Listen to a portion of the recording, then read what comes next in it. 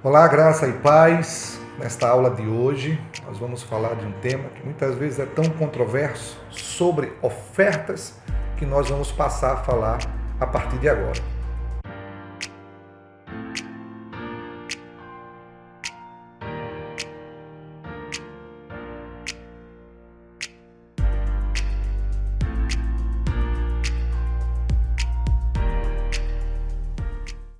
Falando então agora sobre ofertas, eu queria começar lendo com você um texto que é bem interessante, de Marcos capítulo 12, no versículo 41, que é um momento que Jesus está lá no templo, e o versículo 41 diz que ele está assentado diante do gasofilácio. Você já pensou esta imagem? Gasofilácio é aquele local onde se depositavam então as ofertas.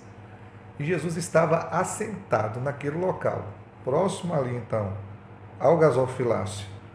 E o texto é claro quando diz assim, que ele observava como o povo lançava ali o dinheiro. Então era uma observação da motivação, da maneira como se tratavam as ofertas. Ele viu muitos ricos lançando do que sobrava e viu uma viúva que lançou tudo que ela tinha quando lançou 2 moedas. Mas o que eu queria chamar a atenção é da importância para Deus do ato de ofertar, em que ofertar sempre fez parte do relacionamento de Deus com o seu povo. Afinal de contas, ofertar revela o quanto desprendido nós estamos das coisas que estão ao nosso redor. Assim como o dízimo, a oferta também revela muito da nossa própria espiritualidade. Dificilmente alguém é espiritualmente maduro e não é exercitado na prática do dar, seja dízimo, seja ofertas. Então, o ato de ofertar é observado por Deus como algo que revela aquilo que está no nosso próprio coração. Alguns textos que nos ensinam sobre a questão da oferta. No Antigo Testamento, há um texto bem interessante, 1 Crônicas, no capítulo 29, nos versículos 6 a 13. Depois que Davi ele tem a intenção de construir uma casa para Deus, de fazer o templo, e que Deus disse assim que não seria ele, né? Deus não permitiu que fosse ele. Deus falou que seria o filho dele que iria empreender então esta obra. Mas isso não fez com que Davi ficasse parado. Ele já começou a preparar, vamos dizer assim, um terreno para que quando seu filho assumisse o governo, ele tivesse os recursos necessários para dar início à obra. E aí no versículo 6 de 1 Crônicas, capítulo 29, diz: Então os chefes das famílias, os líderes das tribos de Israel, os comandantes de 1000 e de 100 e os oficiais encarregados do trabalho do rei, ofertaram espontaneamente. Guarda essa palavra, espontaneamente. Porque oferta a Deus precisa ser espontânea. Tem que nascer do coração. Não pode ser fruto de constrangimento, manipulação ou qualquer outra coisa. Havia um propósito, havia um projeto que estava em andamento, mas as pessoas não foram coagidas pelo rei. Não foram constrangidas por Davi. O texto diz que eles deram espontaneamente. E segue dizendo, para a obra do templo de Deus, eles deram, aí diz todas as coisas que eles deram, foram muitas coisas aqui, foi em abundância aquilo que foi dado. E mais adiante diz assim, o povo alegrou-se diante da atitude de seus líderes, pois fizeram estas ofertas voluntariamente. Espontaneidade, voluntariedade e o texto assim, e de coração íntegro ao Senhor. Íntegro é inteiro, né? O coração estava inteiro, o coração estava dedicado, o coração estava ali entregue ao Senhor naquilo que estava sendo feito. Por isso mesmo que havia alegria, que é uma outra marca de que uma oferta está sendo entregue com a motivação certa. Ela é espontânea, ela é voluntária, ela é entregue com inteireza de coração e ela promove então a alegria. O povo alegrou-se diante da atitude dos líderes, da maneira voluntária e da maneira íntegra como eles estavam então ofertando ao Senhor. Por isso o texto diz que o rei Davi também se encheu de alegria e louvou ao Senhor na presença de toda a assembleia. E Davi então vai dizer: bendito sejas, ó Senhor, Deus de Israel, nosso Pai, de eternidade a eternidade.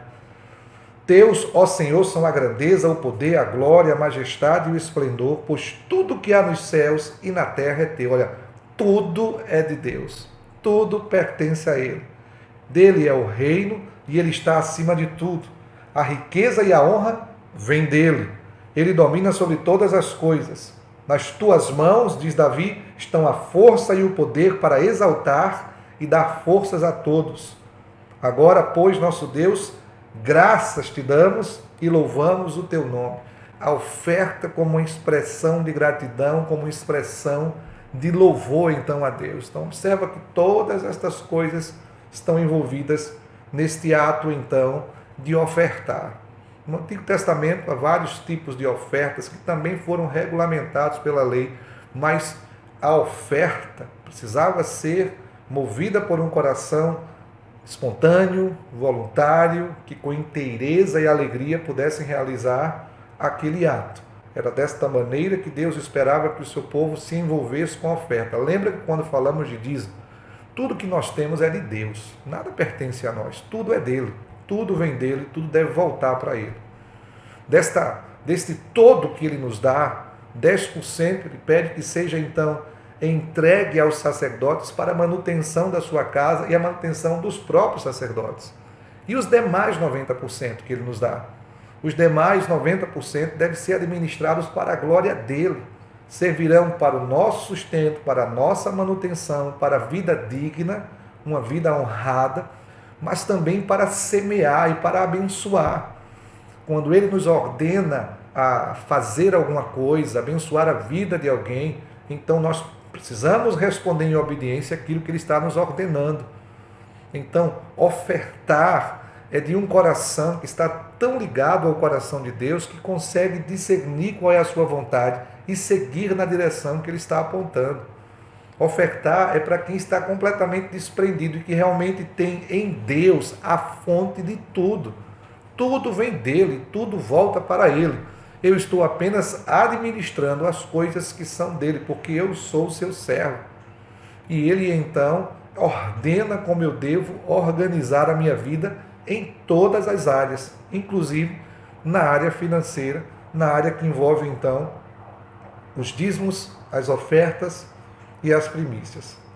Nas palavras de Jesus, essa questão da oferta, Marcos capítulo 12, no versículo 17, quando questionado sobre se deveria ou não pagar impostos, Jesus diz assim: deem a César o que é de César e a Deus o que é de Deus.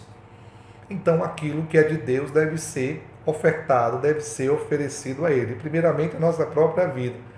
E, em segundo lugar, tudo aquilo que Ele nos ordenar, então, a fazer. Jesus, falando ainda sobre a oferta, em Lucas capítulo 6, no versículo 38, diz: dai e ser-vos-á dado, boa medida, recalcada, sacudida e transbordante vos deitarão no vosso regaço. Porque com a mesma medida que medirdes, também vos medirão. Ou seja, na medida que você dá, é na medida que você então recebe. Dai e ser-vos-á dado. É fato que a gente não dá simplesmente porque a gente espera que vai receber. A gente dá porque ama, a gente dá porque a gente é grato, a gente dá porque a gente confia. Mas o dar é como uma semeadura. É uma semente lançada que no seu devido tempo produzirá o seu fruto. E geralmente, quando você semeia uma semente, você sempre colhe mais em quantidade do que aquilo que você então semeou. E é isso que ele está dizendo: dai e ser-vos-á dado, uma boa medida, recalcada, sacudida, transbordante. É assim então que você vai receber. Atos no capítulo 20, no versículo 35, Paulo falando para os irmãos da liderança de Éfeso: tenho-vos mostrado em tudo que, trabalhando assim, é necessário auxiliar os enfermos e recordar as palavras do Senhor Jesus, que disse: mais bem-aventurada coisa é dar do que receber. Ofertar é mais bem-aventurado do que receber. Dar é mais bem-aventurado. do que receber. Dar e estar envolvido com a prática da oferta aponta para uma maturidade. Na infância, a gente está sempre precisando receber mais do que a gente dá. Mas quando vamos nos tornando adultos, a gente passa a dar mais do que recebe. Vamos dizer assim, estar espiritualmente maduro nos leva a ser mais generosos e liberais em dar às pessoas. E aí vai muito mais amplo do que não é somente aqui dízimos e ofertas, né? Tem toda uma série de coisas que a gente pode ofertar, inclusive o nosso próprio corpo como um sacrifício vivo, santo e agradável a Deus. Mas quanto mais caminhamos para a maturidade, mais envolvimento nós teremos com esta graça, a graça do dar, porque dar é uma graça que Deus nos deu. Então ele santifica aquilo que a gente recebe para que a gente possa dar aquilo que nós recebemos. Então é uma graça de Deus. Participar desta graça é uma questão de decisão. E somos abençoados quando participamos então da graça do dar. Eu vou ler com vocês alguns textos da segunda carta que Paulo escreveu aos Coríntios, tanto o capítulo 8 quanto o capítulo 9, porque estes textos no Novo Testamento falam de alguns princípios importantes que devem estar envolvidos nesta graça do dar. Então, ofertar, dar, quais princípios devem mover esta prática espiritual. 2 Coríntios capítulo 8, no versículo 2, diz assim, falando dos irmãos da Macedônia. Deixa eu só explicar para você o contexto, para você entender o que a gente vai falando. Paulo estava arrecadando ofertas nas igrejas da região da Macedônia para levar para os irmãos de Jerusalém que estavam passando por um período de escassez muito grande, de fome. Mas só que lá na Macedônia também a coisa não estava fácil. Mas por conta disso, eles deixaram de participar desta graça de forma nenhuma. Mesmo estando em momentos de dificuldades, eles levantaram a oferta que foi levada até Jerusalém para abençoar os irmãos em Jerusalém. O versículo 2 do capítulo 8 de 2 Coríntios diz assim, como em muita prova de tribulação, houve abundância do seu gozo, da sua alegria, e como na sua profunda pobreza abundou em riquezas a sua generosidade. Então, o texto fala que eles estavam sob tribulação, que muitos estavam vivendo sob profunda pobreza, mas eles foram ricos em generosidade. E eles rogaram a Paulo para participar desta graça do dar. Qual o princípio que nós então aprendemos? Que a abundância de alegria e riqueza de generosidade precisam estar presentes no ato de ofertar. Sermos abundantes em alegria e sermos ricos em generosidade. E uma outra coisa importante que esse versículo 2 ele ensina é que ofertar ou ser voluntário nesse sentido não está condicionado a uma boa condição financeira, porque se fosse isso, os irmãos não participariam então desta graça. Eles foram generosos, eles quiseram participar, eles quiseram dar de si mesmos para que outros fossem então abençoados. E eles estavam, a gente viu no texto, né? Tribulação grande, pobreza intensa, mas ainda assim a riqueza da generosidade.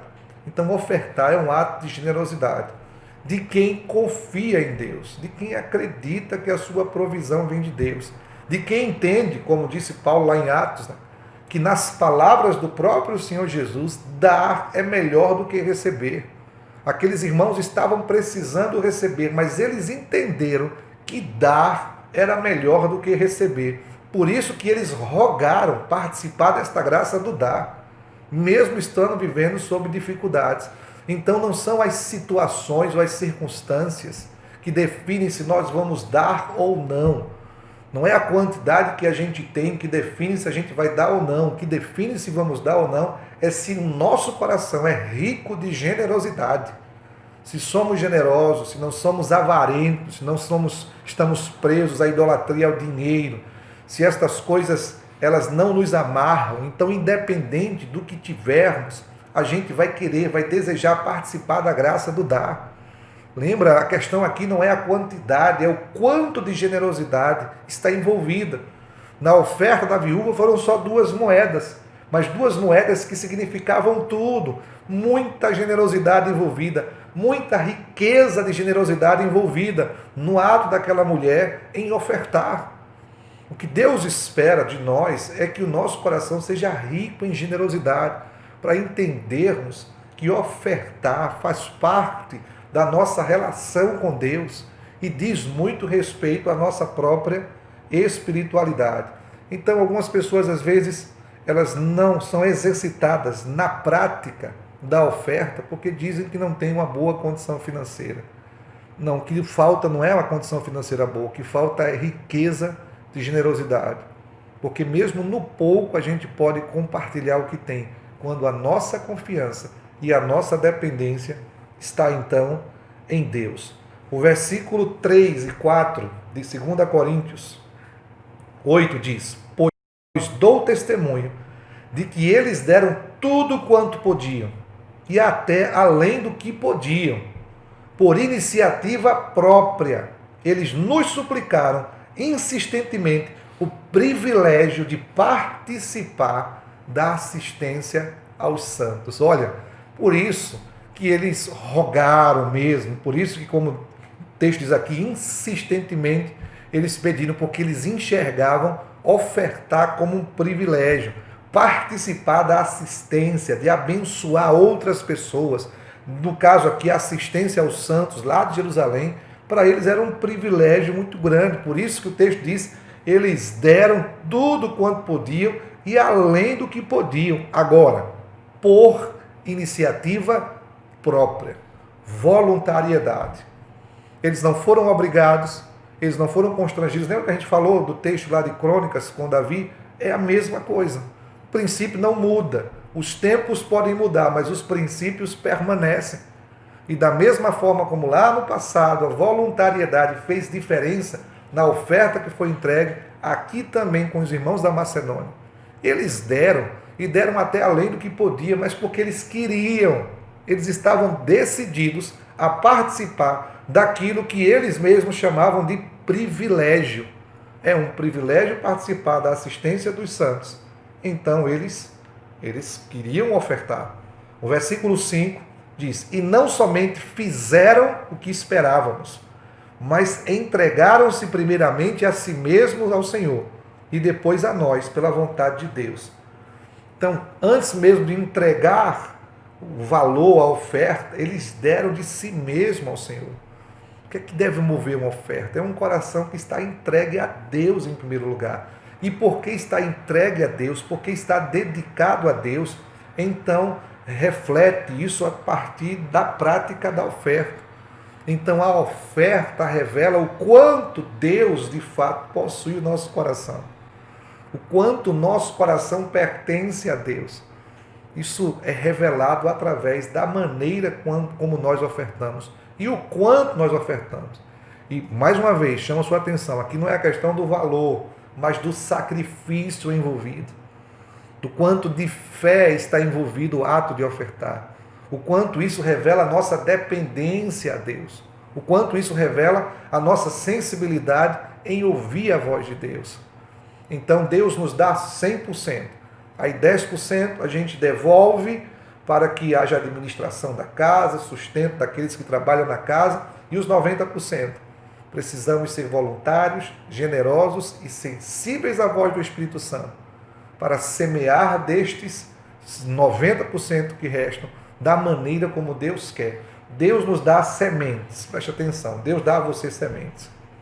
Estas sementes que Deus dá para você, é tanto para o seu sustento, quanto para que você semeie. Ofertar é um ato de semear. Se você recebe sementes, se você come todas as sementes, você não tem mais o que semear. Você não vai ter mais o que colher. Você precisa, uma parte daquilo que te foi dado vai servir para o seu alimento, mas outra parte você vai semear, porque é a partir da semeadura que a semente continua se multiplicando. O fato é que Deus nos dá 100, e muitas vezes a gente devolve, e às vezes até emburrado, né? Nem com boa vontade. Os 10% E aí os 90% a gente come tudo. E a gente quer que aquilo que temos se multiplique. Alegria, voluntariedade, riqueza de generosidade. Para saber que parte é para o nosso próprio sustento, é para a nossa própria vida, para que a gente viva de uma forma digna e honrada. Mas a outra parte, que Deus mesmo vai determinar e vai falar conosco, é para que a gente continue a semear. Ofertas são sementes que fazem com que a própria semente se multiplique. É a semente que você está lançando para que haja, então, multiplicação. Primeiro você dá de si mesmo e depois você entrega, então, a Deus aquilo que Ele te ordenar. O versículo 12 do capítulo 8 de 2 Coríntios diz: porque se há prontidão, a contribuição é aceitável de acordo com aquilo que alguém tem e não de acordo com o que não tem. Prontidão aqui é diligência. Ser diligente naquilo que tem que fazer. Uma experiência pessoal minha, eu quando trabalhava, recebia lá, trabalhava num emprego fora da igreja, porque eu não trabalho mais hoje, continuo trabalhando, só que eu trabalhava em uma empresa, e nesse período que eu trabalhava na empresa, recebia lá o salário, e eu ia dar o dízimo, eu nunca tive problema em relação a isso, e fazia com muita alegria, mas eu não era diligente, porque muitas vezes eu não entregava de imediato, muitas vezes eu dizia assim, eu não vou fazer isso com esse valor aqui, eu sei que eu vou receber um valor ali, depois eu somo e eu entrego. Olha, nós precisamos ser diligentes naquilo que Deus nos manda fazer. E Deus me repreendeu uma vez, orando e questionando algumas coisas para Deus que estavam acontecendo, e o Espírito Santo falou com clareza, você não é diligente, você sabe o que tem que fazer e você vai postergando o que tem que fazer. Você não me trata de fato como o primeiro. Você acredita que ofertar e dizimar é uma coisa qualquer, mas isso tem a ver com a prioridade que você dá a mim.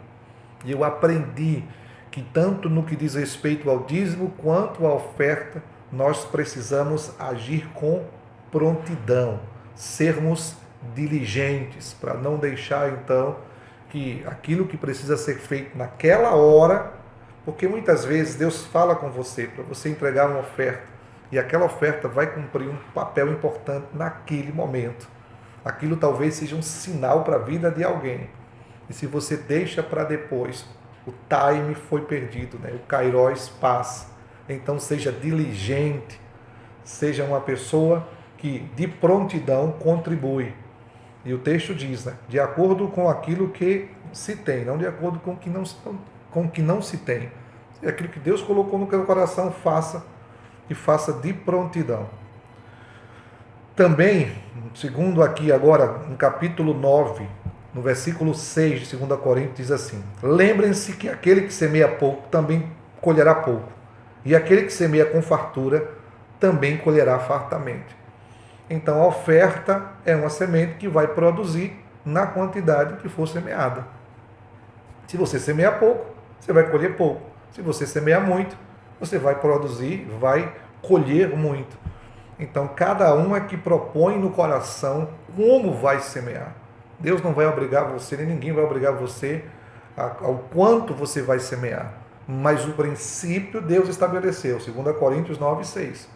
Nós colhemos na medida daquilo então que nós semeamos. Por isso, a oferta tem que ser algo determinado no próprio coração. 2 Coríntios 9, 7 diz: cada um dê conforme determinou em seu coração, não com pesar, nem por obrigação, porque Deus ama a quem dá com alegria.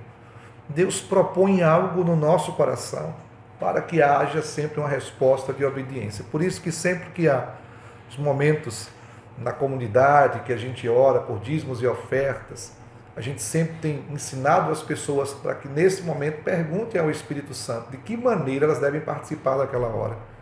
Porque o Senhor propõe algo no nosso coração.